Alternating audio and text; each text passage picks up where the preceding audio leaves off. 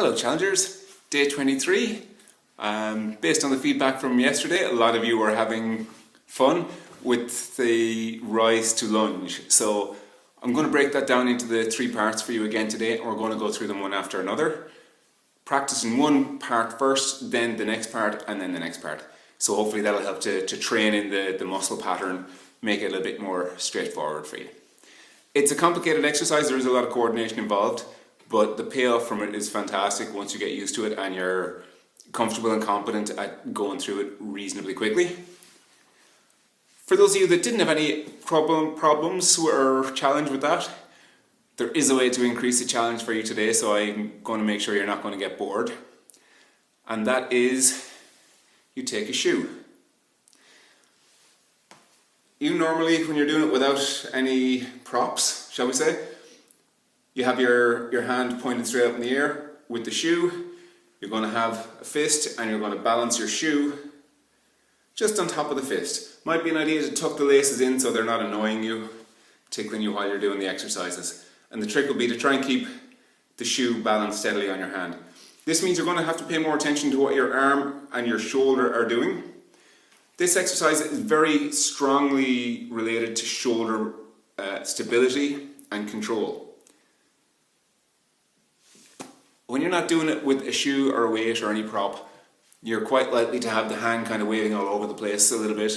I know mine was at some stages yesterday, so this will help to reinforce the habit of being aware of what your body is doing while you're moving. So it's a fun little challenge, and with that in mind, without further ado, timer is ticking, so let's get cracking. I'm going to start with the basic version first, and I'll bring in the shoe afterwards. Starting out, left side, left hand up, left knee up, right hand out, 45 degrees, exhale, come up across onto the elbow, up onto the hand, twist the hand around and come up into your half bridge. So I'm now on the outside of my right foot here. That's providing support. Sit back down, turn the hand around, come back to the elbow, come back down to lying down. Exhale, up onto the elbow, up to the hand, twist, half bridge. Come back down, I'm going to grab the shoe, and here we go. Exhale up onto the elbow. I'm now watching my hand, watching the shoe, and sitting back down, twist the hand, back to the elbow, shoulder back down. I'm going to continue right back up again here, because we're starting this time from our half bridge. From here, making sure I got lots of tension in my left leg, hips are high, bring the right leg through underneath. So my hips and my right foot twist at the same time. Coming back to the half bridge, bring my right knee underneath, and then it and my hips twist at the same time. So my hips are reversing backwards now to come back onto the hand, half bridge, and now my right hip twists and face forward. Twist back, back around. And I'm going to finish out here. So the next step of this is to come up to standing, come back down. So control your descent down, you're not hammering your knee off the floor. Could be handy to have a towel or a cushion here for underneath your knee. Up and down. And the ceiling is getting in the way of my shoe. That's not something I say every day. Up and down. Paying close attention to pushing my arm up overhead. Back down. Almost lost it there. Now we're going to start all that on the next side. Oh, that was quick. So, again, coming up, onto the elbow, onto the hand, half bridge, sit down, back to the elbow, back down fully. Coming up across, onto the elbow, onto the hand, twist the hand, get your half bridge, sit down, twist the hand, elbow, fully down.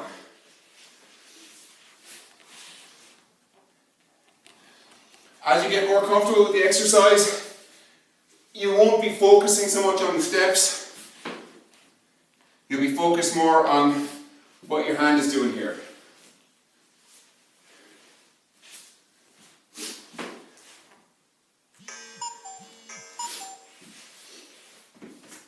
Again, going with the shoe and coming from my half bridge.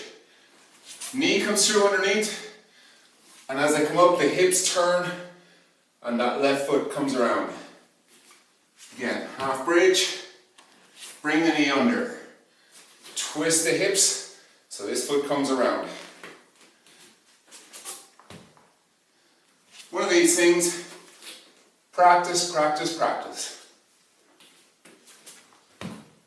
Half bridge, kneeling, there we go.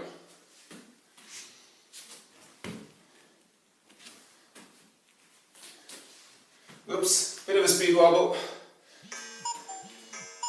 Okay, I'm standing like this, and then coming up, half kneeling to lunge, up and down each time. Again, I'm watching the shoe, watching the hand, being aware of my body position, making sure not to hammer my knee against the floor. It's all about control. Almost done, last 10 seconds here.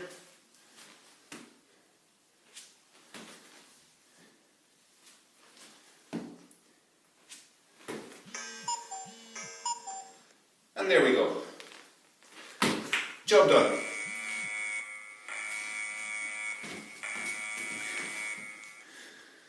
So, hopefully now that will be a little bit clearer for you, a bit more doable. Just to recap, I'm going to go through the whole thing in one movement, just once or twice on each side, just so you get a nice clear picture again what it looks like when you put all the pieces together. And I'll do the whole lot with the shoe, for those of you that want that little bit of an extra challenge. Straight on. And I've even got the shoelace tickling the back of my hand. So same knee, same hand are in the air. Other arm out at 45 degrees. Going to take a deep breath in. Exhaling as I come across over onto the elbow. Pushing up to the ceiling with the shoe. Coming up to the hand. Still pushing the shoe as high to the ceiling as I can manage. Twist the hand. Lift the hips up high into half bridge. Bring that knee underneath.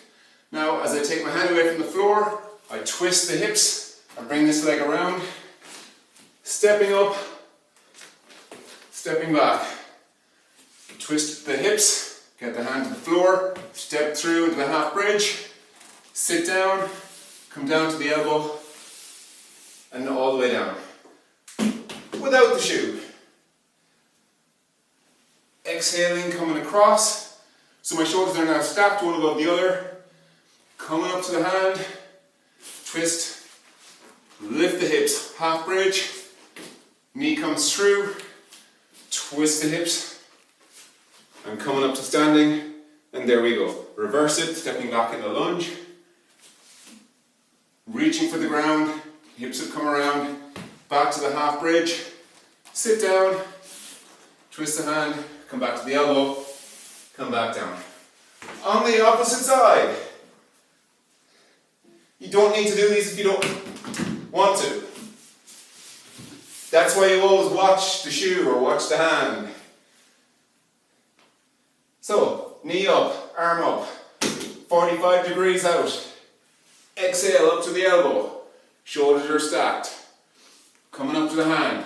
Twist the hand around, lift the hips and the backside away from the floor. Squeeze the cheeks, bring the knee through.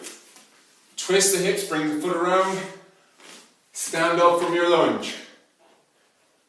And the ceiling is trying to knock the shoe out of my hand. The ceiling wins, without the shoe. Sit back down from your high bridge or your half bridge. Exhale, up onto the elbow, up to the hand.